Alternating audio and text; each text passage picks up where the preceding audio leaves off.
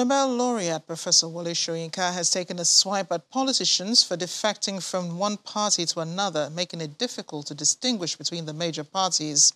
Professor Soyinka, who was speaking during a press conference in Lagos, raised doubt about his participation in the 2023 general elections.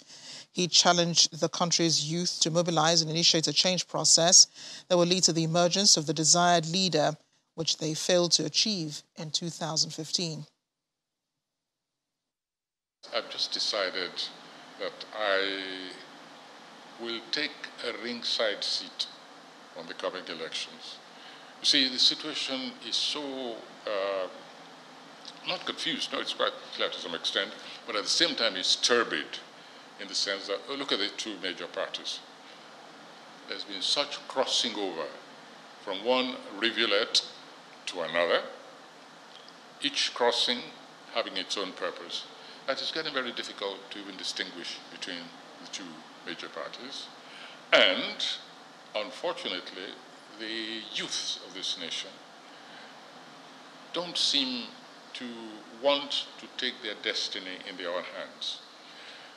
In other words, if you remember, during the last elections, we encouraged the youth to mobilize, get a consensus candidate, and, of course, capable, not just youthful, not youth for youth's sake, but a really effective and potentially effective leader, and present that candidate to us.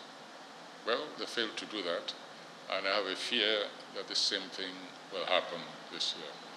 So very likely, all I'll do is take French leave of the elections and just watch the results. Meanwhile, the Nobel laureate has described the current administration as one needing help to combat the spate of insecurity in the country, blaming the current situation on a number of factors, including alleged misappropriation of allocations for security. This presidency, this government needs help. It no longer can cope, and not just now. It's been going on for years, and I don't know that really it's just that the citizens of this country should live under such a cloud, such uncertainty. Get up in the morning, you don't know if you get back at night. But of course the problem hasn't just begun. That's what I want everybody to understand. There has been laxity, there's been tolerance of impunity, in fact the encouragement of impunity.